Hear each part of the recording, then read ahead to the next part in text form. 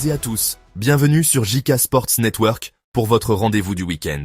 Les résultats du samedi en Premier League et l'avant-match de dimanche avec nos analyses et prédictions.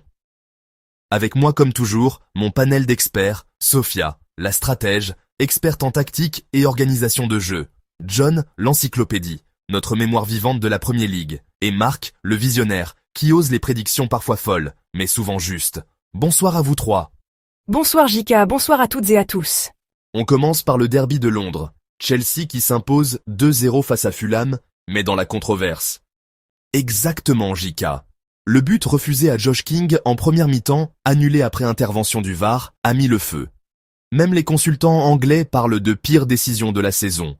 Et derrière, Chelsea marque dans le temps additionnel, cruel pour Fulham. Tactiquement, c'est clair. Chelsea a eu de la réussite. João Pedro confirme son adaptation express avec un 5e but déjà, mais attention, sans Liam Delap blessé et avec un effectif réduit en attaque, ça peut devenir un vrai casse-tête pour Maresca. Et je le dis, si Chelsea continue à gagner dans la douleur comme ça, tôt ou tard ça va leur retomber dessus. Fulham aurait mérité au moins un point. Deuxième rencontre, un match fou. Manchester United s'impose 3-2 dans le temps additionnel face à Burnley. Un scénario digne d'un thriller. United mène, Burnley revient, égalise, puis VAR et penalty transformé par Bruno Fernandes à la 95e. On a retrouvé le suspense d'Old Trafford. Mais on a aussi retrouvé les soucis défensifs. Deuxième bourde de gardien en une semaine. Amorim doit trancher vite entre Bayindir et Onana. Et la blessure de Matheus Cunha, c'est un coup terrible avant City et Chelsea. Je vais être direct. United s'en sort miraculeusement. Burnley méritait au moins le nul.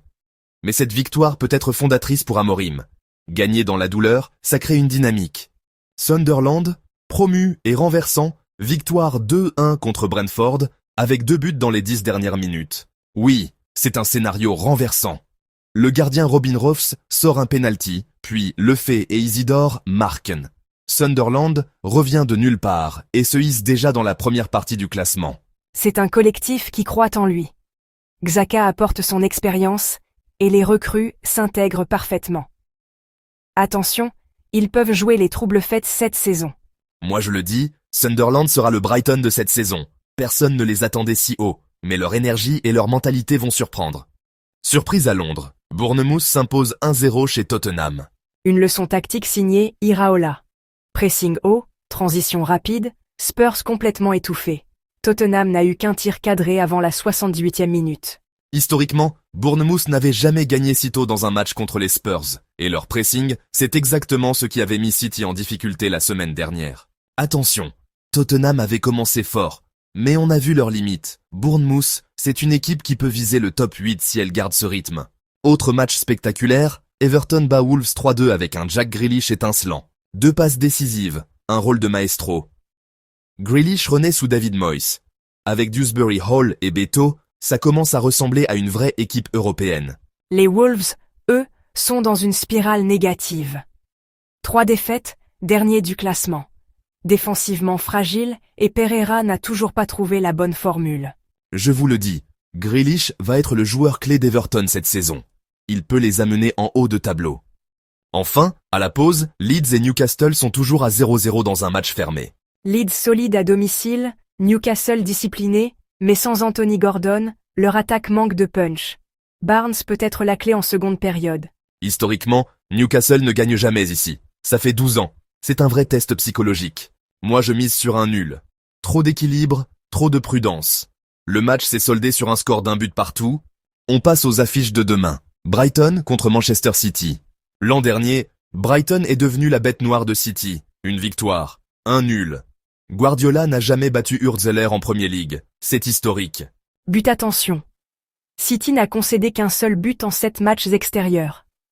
Leur bloc défensif est en béton. Brighton a la possession mais pas l'efficacité. Moi je vois City écrire l'histoire. 6 clean sheets consécutifs à l'extérieur. Du jamais vu pour eux. Victoire 0-2 avec Foden encore décisif. Ensuite, Nottingham Forest accueille West Ham en pleine crise. West Ham n'a plus marqué ici depuis 1996. 4 déplacements sans but, et cette saison, ils sont catastrophiques défensivement. Forest à domicile, c'est une vraie forteresse. Mais attention, ils encaissent toujours. Pour eux, il faudra être réaliste devant. Forest va gagner et Chris Wood va encore marquer. West Ham est trop fragile. Potter n'a pas encore trouvé la solution. Le choc du week-end. Liverpool contre Arsenal à Anfield. Une rivalité historique. Et attention, Arsenal est invaincu depuis 12 déplacements à Anfield. Mais Liverpool a besoin de marquer pour battre son propre record de 37 matchs consécutifs avec au moins un but. Tactiquement, c'est fascinant. Arsenal est la meilleure équipe sur coup de pied arrêté. Liverpool, la meilleure attaque en transition. C'est la force contre la force. Je prends un risque, Arsenal gagne, Timber est en feu, et Salah, même s'il aime Arsenal, ne suffira pas. Les Gunners veulent envoyer un message dans la course au titre. Et pour finir, Aston Villa face à Crystal Palace à Villa Park. Villa est invaincu à domicile depuis 19 matchs, une série qui dure depuis 1924, presque historique. Mais ils n'ont pas marqué en 3 matchs, ce qui est inédit depuis 2016. Palace voyage bien, et Sarr et Mateta adorent jouer contre Villa. C'est une vraie menace. Je vous le dis, match nul 1-1. Watkins va enfin marquer, mais Palace repartira avec un point. Voilà pour ce tour complet des résultats du samedi et les affiches explosives de demain. Chelsea et United s'imposent dans la controverse, Sunderland et Bournemouth créent la surprise, et demain, 3 chocs à ne pas manquer. Brighton City, Forest West Ham et bien sûr, Liverpool Arsenal. Merci à Sophia, John et Marc pour vos analyses toujours précises et passionnées. Et merci à vous qui nous suivez sur JK Sports Network. N'oubliez pas, likez, abonnez-vous et activez la cloche pour ne rien rater de nos analyses. On se retrouve demain soir pour le débrief complet de cette folle journée. Bonne soirée à tous et vive le football!